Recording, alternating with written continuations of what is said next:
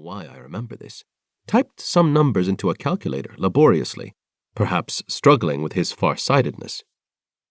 I reread that story just now, and I again find it extraordinary, for reasons I presume are different. But I get distracted by the melancholic attempt to guess which of those words I didn't know back then.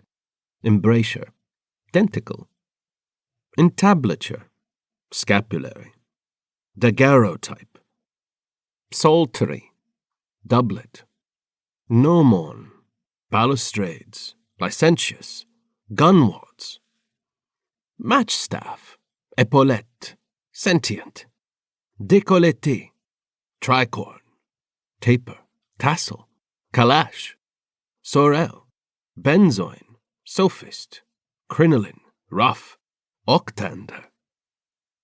To read Carpentier entailed, first of all, listening to him and then translating him. First, listening to him the way we listen to a song in a language very like our own, but that we don't understand entirely, and enjoying the echoes and contrasts. And then translating him. Translating before we knew how to translate, or even that we were translating. Translating him in our own language. For someone who grew up with the Spanish of Chile, reading Carpentier was, of course, to travel to the island of Cuba. But above all, it was to travel to the island of Carpentier. 2. The foreignness of his own language was clear to Carpentier from the start, as the son of a French father and a Russian mother. Throughout his life, he affirmed the official story that he had been born in Havana, but a few years after Carpentier's death, Guillermo Cabrera Infante leaked the juicy tidbit that he had actually been born in Lausanne, Switzerland, a bit of gossip that was never disproven, perhaps because it was supported by a birth certificate. The hypotheses about this lie, or, to put it more kindly, this slight displacement of the truth, are numerous. Of course, Carpentier probably wanted to minimize his foreignness, for reasons we do not know, though contemplating them is fascinating. Listening to him in interviews on YouTube, any Spanish speaker would agree that this is a person who speaks the language with unusual dexterity and mastery, with his guttural pronunciation of the R as the sole, though conclusive, mark of his foreignness. And so it isn't hard to believe this new version of his biography, which presents him to us as a Cuban whose mother tongue was not Spanish, though he mastered the language very quickly, with extraordinary proficiency when he arrived in Cuba with his parents at 4 or 5 years old. There is no disputing that Carpentier was born on November 26, 1904, which is not relevant in and of itself, of course, except for readers who are interested in astrology.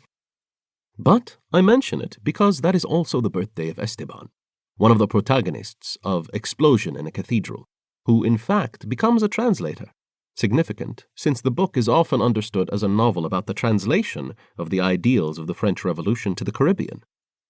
Although we later come to realize that the beautiful and terrible initial section foreshadows Esteban's importance, the figure of that orphaned, sickly boy seems, in the first chapter, less relevant than his cousins, Carlos and Sofia, with whom he lives as one more brother in a big house in Havana. The novel opens with these 3 teenagers in mourning after the death of their father, a well-to-do plantation owner who had been widowed years before. Instead of returning to the convent, where she has been educated so far, Sofia chooses to stay home with her brother Carlos, who is destined, or more like condemned, to take over the family business, and her cousin, whom she tries to care for and protect. The 3 young people cope with their pain, even as they discover the joys of this shared life.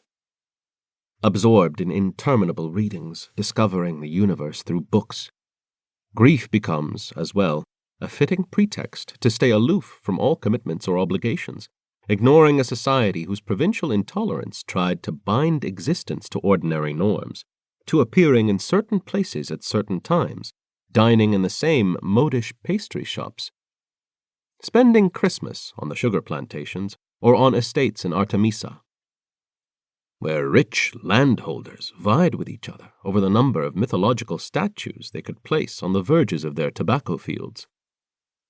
They are distracted from this intense and entertaining life of seclusion by